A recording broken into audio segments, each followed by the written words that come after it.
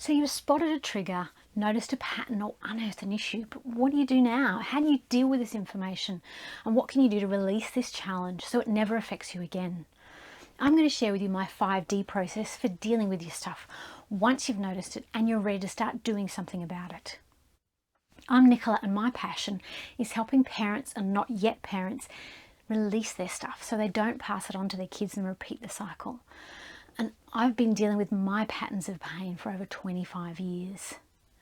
So dealing with your stuff is the fourth step in my ABCD emergency response process to being triggered.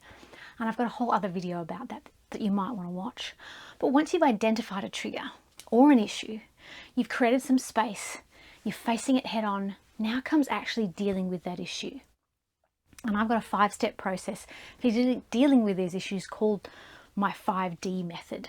So step 1 in the 5D method is to look more closely at the issue that you've identified.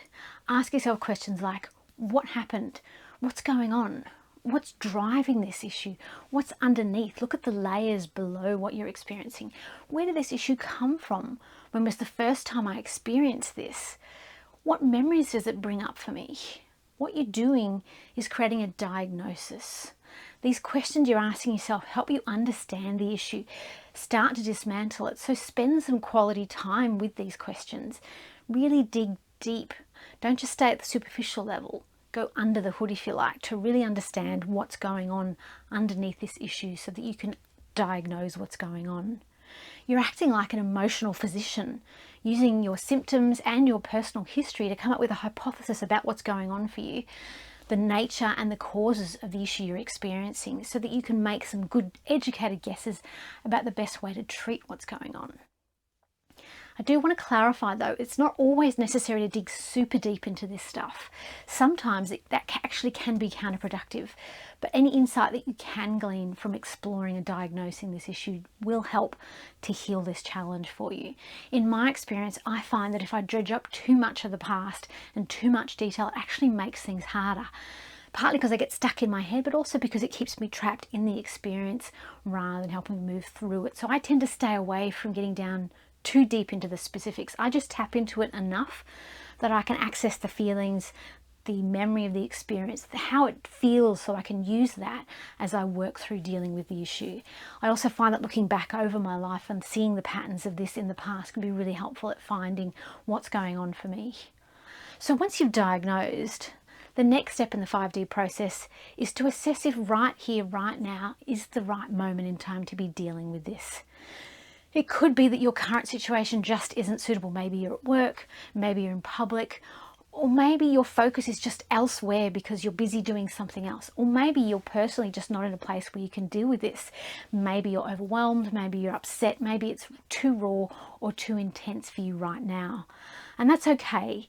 And so what we do at this stage, if absolutely necessary, is we defer dealing with this. But I do say absolutely necessary because the further you get away from this moment in time where the issue is coming to your awareness, the harder it can be to access those feelings and memories and understanding and insights of what's going on for you.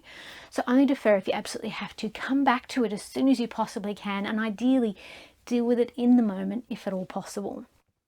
I find that when I have something like this come into my awareness, if I can stop and get curious about what's going on for me, it can be incredibly powerful at uncovering the issue that's underneath it all and then helping me figure out what to do next. So that's step 2, defer if absolutely necessary.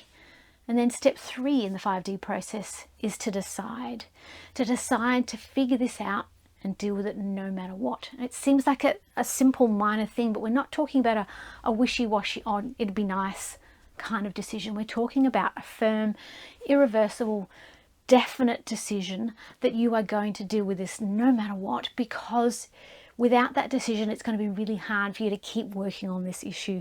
It's all too easy to let this stuff slide because when you look at it, it's messy, it's not comfortable, it's not the most pleasant thing. But what we're trying to do is release it now so it stops affecting us in the future. When I notice something out of whack, but then I either defer it or minimize it, what seems to happen for me is that I forget it came up and then I don't come back to it. And then lo and behold, down the track, it comes up again and I've got to deal with it again. So if I can make that decision in that moment, no, I'm actually going to look at this head on, and deal with this and figure it out until I can let it go out of my system, that will help me move through this process. And that's really important, because the fourth step in this is to dissolve what's going on for you. It's going to take a lot more involvement here, so making that decision makes step 4 much more possible. What do I mean by dissolving an issue? What we're trying to do here is release this issue out of our experience. We want to weaken its hold on us. We want to pull it apart. We want to challenge assumptions and beliefs. We want to release any stuck energy. We want to let it go so it stops affecting us. And there are a ton of different techniques that you can use to do this, and I'll go into detail for some of these in another video. But here are some examples to get you thinking. In psychology, there are techniques like CBT, cognitive behavioral therapy, DBT, dialectical behavior therapy, or ACT, acceptance and commitment therapy. And these are used in psychology practice to help patients let go of issues that they're having.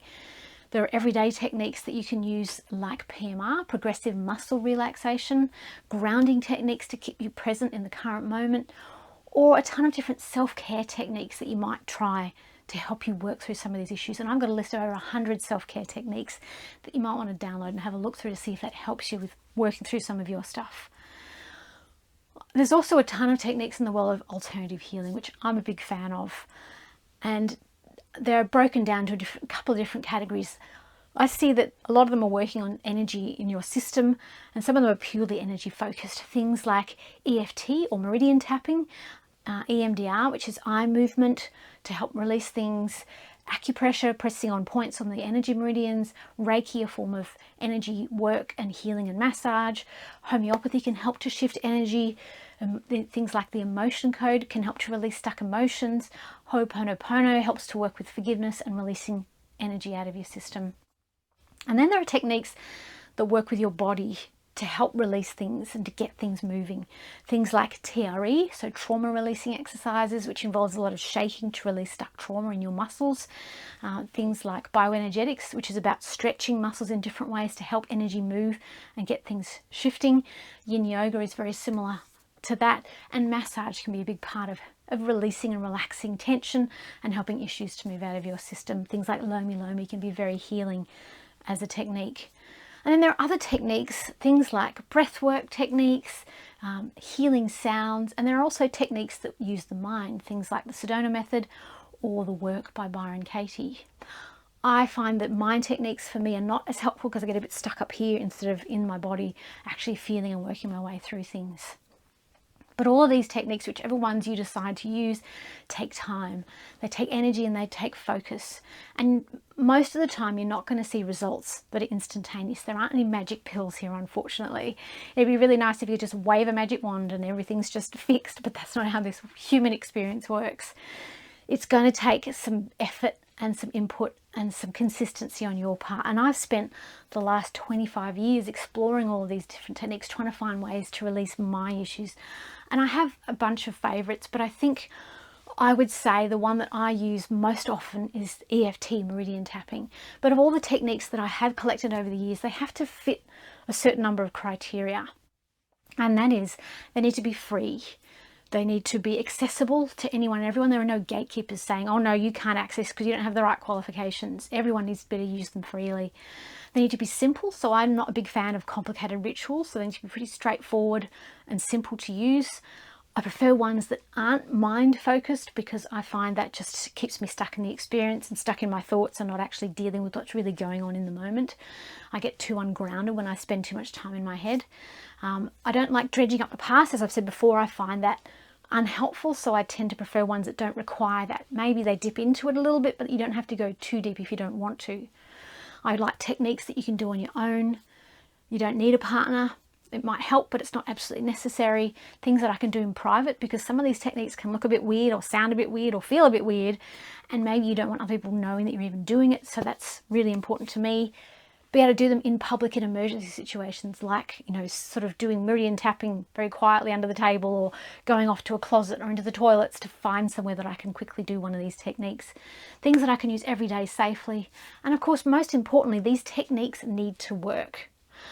So I have a list of my favorite techniques, which I'll put a link for you, and you can download those and have a look at those and see which of those you might want to use as you go on your healing journey with this stuff.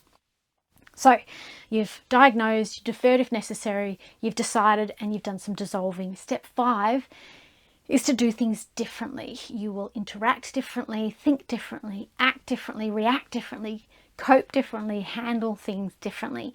You've done some work to change your relationship with this issue. You've created space for change. You're allowing things to shift. You will actually do things differently as a result of this work. You've made so many changes and opened up so many possibilities as a result of this work that it's natural that the next step is that you are different. You are not the same person you were before.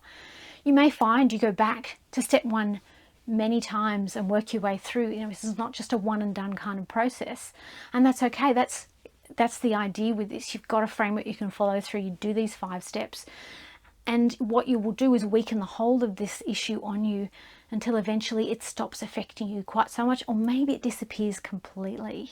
And so using this 5D process allows you to deal with your issues so they're not affecting you as much. So make sure you grab the free guides that I've shared with you with my favorite techniques and those self-care approaches. And if you'd like to understand the full ABCD emergency response process for dealing with triggers, watch this video next, and I'll see you in the next one.